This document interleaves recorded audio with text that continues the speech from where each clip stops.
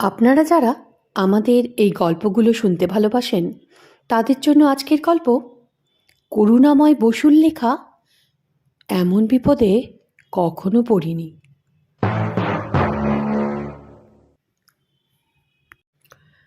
সেই ঘটনা মনে পড়লে আজও বুকটা শুকিয়ে যায়, গায়ে কাঁটা দিয়ে ওঠে। কেন এমন ঘটেছিল সে রহস্য আজও ভেদ করতে পারিনি। আজ থেকে 15 বছর আগে তখন আমি পোস্ট অফিসের অডিটের কাজ করি। অফিসের কাজে বাংলার বাইরে যাওয়ার অর্ডার এলো। যেতে হবে দুমকা, মুঙ্গের, ডালটনগঞ্জ এই সব জায়গায়। ঠিক করলাম প্রথমে যাব দুমকা। ভোর 7টায় ট্রেন থেকে নামলাম রামপুরহাটে। বাসে প্রায় 40 মাইল গেলে তবে দুমকা শহর। বাস দুমকা শহর পৌঁছালো প্রায় 10টায়। মাঝখানে এক জায়গায় নেমে পুরী রসগোল্লা কিনে প্রাতরাশও করেছি। দুধারে ঢেউ খেলানো ছোট ছোট পাহাড়, ঝোপঝাড়, জঙ্গলের পাশ দিয়ে আঁকাবাঁকা লাল মাটির রাস্তা। মাঝে মাঝে ভুট্টা, জনারের ক্ষেত, শাল, পিয়াল, নিম, মহুয়া, পলাশ গাছের সারি। ঘন বনজঙ্গল তেমন চোখে এখন অবধি পড়েনি।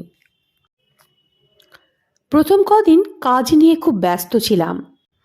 কাজের চাপ যেদিন একটু কম ছিল সেদিন বিকালে এদিক ওদিক একটু বেড়াতে বেরোলাম। আমি যে পোস্ট অফিসে কাজ করছিলাম সেখান থেকে একটা রাস্তা গেছে দেওঘরের দিকে। নির্জন সরু একটা অরণ্য পথ। একদিন দেওঘরের রাস্তায় যেতে যেতে দেখি ডান দিকে একটা পথ চলে গেছে। কি যে মনে হলো সেই পথ ধরে চললাম অনেক দূর অবধি, বোধ হয় মাইল 3 হবে। মাথার ওপর এক ঝাঁক টিয়া পাখি পাখা ঝটফট করতে করতে উড়ে চলে গেল। পথ ক্রমেই জনবিরল হয়ে এলো। সূর্য দিগন্তে ঢলেও পড়ল। দূরে দেখা যাচ্ছে ছোট্ট একটা গ্রাম। বিকেলের ছায়া দীর্ঘতর হয়ে দূরে পাহাড়তলির নিচে ছড়িয়ে পড়েছে। বুঝলাম সন্ধ্যা আসন্ন। ঘরে ফেরা পাখিদের কিচিরমিচির শব্দ ছাড়া আর কোনো শব্দই কানে এলো না।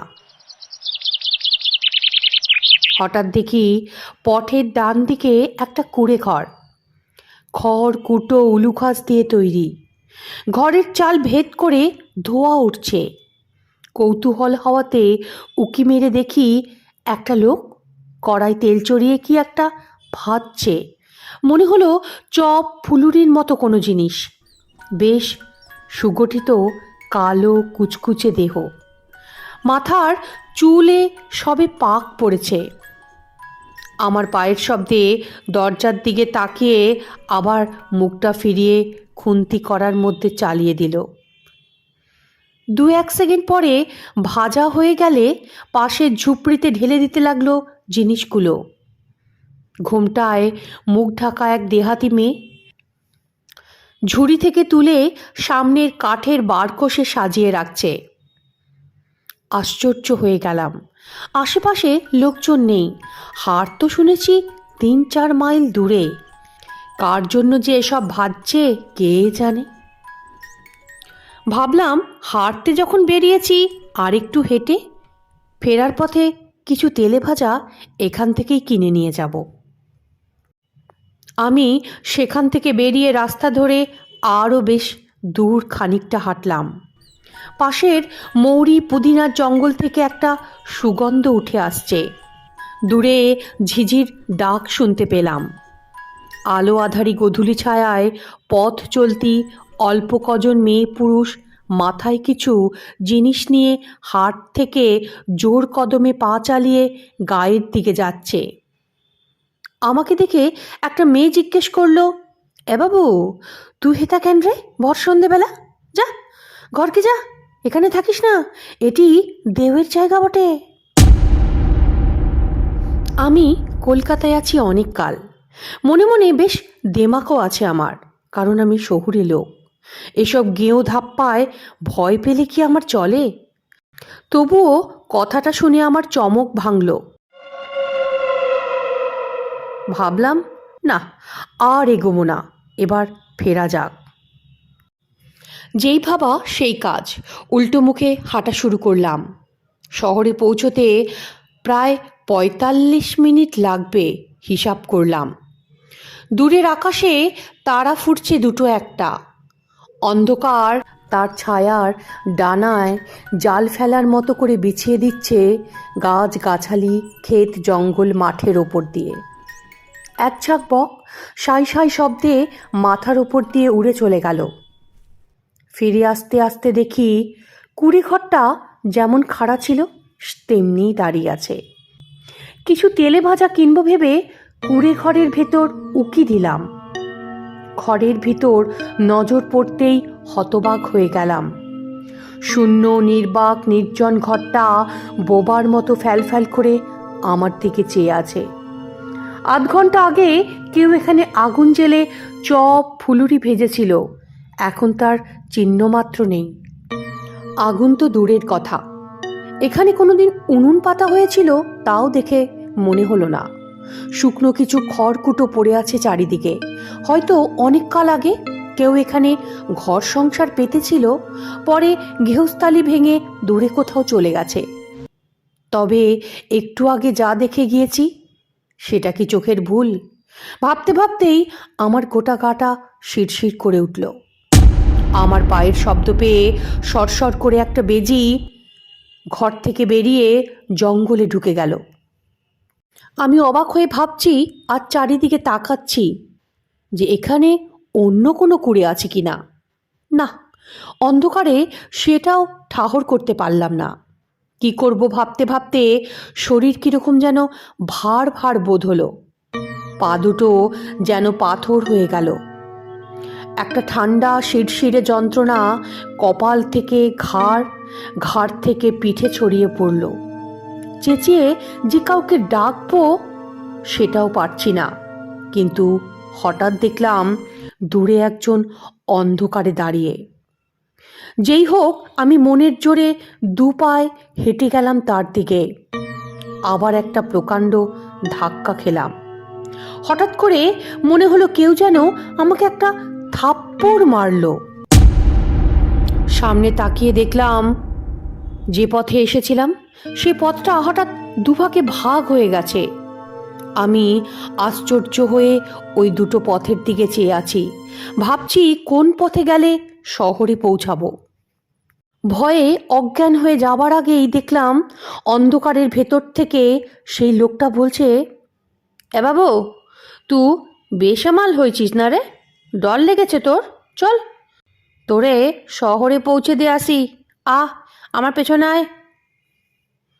একটা অদ্ভুত আতঙ্কে আচ্ছন্নের মতো সেদিন কি করে পথ চলেছিলাম জানি না। ভাবলে আজও আমার গাটা ছমছম করে।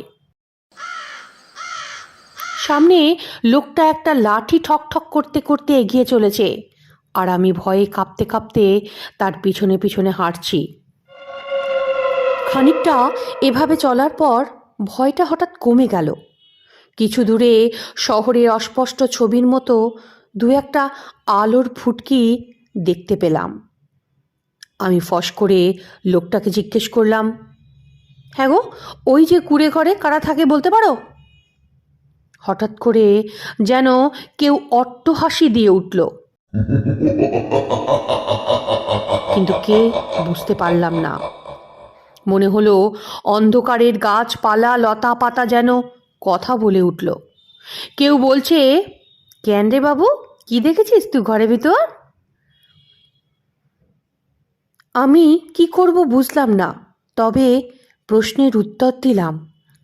বললাম, আমি দেখলাম একজন আধবয়সী পুরুষ উনুনের ওপর বসে চপ ফুলুরি ভাজছে, আর একটা বউ সেগুলো সেগুন কাঠের বারকোষে তুলে রাখছে। আমার কথাটা শেষ হওয়ার আগেই আবার সেই বীভৎস হাসির আওয়াজ পেলাম।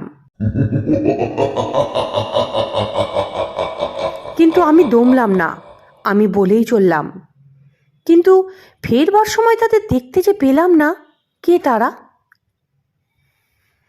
আমার সামনে যে বুড়ো লোকটা যাচ্ছিল সে হঠাৎ করে আমাকে তাড়া দিয়ে বলল, ওসব কিছু লয়, তুই পা চালিয়ে আয় বটে আমার পিছে পিছে।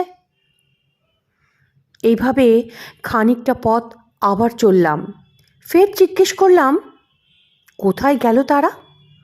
চপ ফুলুরি কেনই বা ভাজছিল গো বসে বসে? এবার বুড়োটা যেন একটু বিরক্তই হলো। হঠাৎ করে লাঠি ঠুকতে ঠুকতে বলল, শুনতে চাস? তবে শোন বটে। সে কবছর আগেকার কথা, বলতে পারবো না, মালুম নেই। বিলকুল ঝড় বৃষ্টি সেদিন। পুবের হাওয়ায় মহুয়া পলাশের ডালপালা কি ওলট আর পালট। দূরের হাটে যাবে কেনা বেচা করতে, তাই তেলে ভাজা ভাজছিল রঘু মাহাতো আর তার বউটো। হঠাৎ চটচট করে বাজ পড়ল কুড়ে ঘরের মাথায়। রঘু মাহাতো আর তার বউ মরে গেল ঘরের মধ্যে। কথাটা শুনে আমার যেন হাড়ে হাড়ে ধাক্কা লাগলো আর কাঁপুনি শুরু হলো। লোকটা যেই হোক, তারা হাত ধরবার জন্য আমি মরিয়া হয়ে উঠলাম। কিন্তু অন্ধকারে লোকটা যেন কেমন মিলিয়ে যাচ্ছে আগে আগে।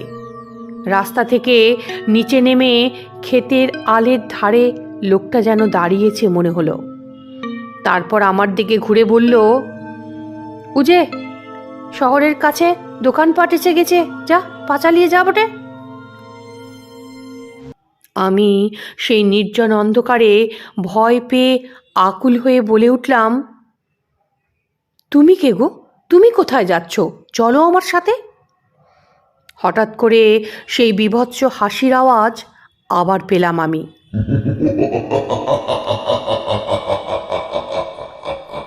কোনো দূরের থেকে আওয়াজ আসছে।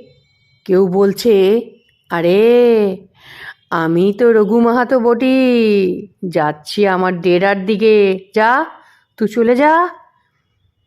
আমি দাঁড়িয়ে আছি হেতা, তুই চলে যা।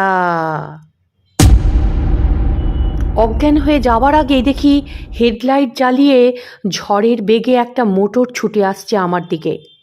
দুহাত তুলে চিৎকার করে উঠলাম আমি, help me, help me, please help me.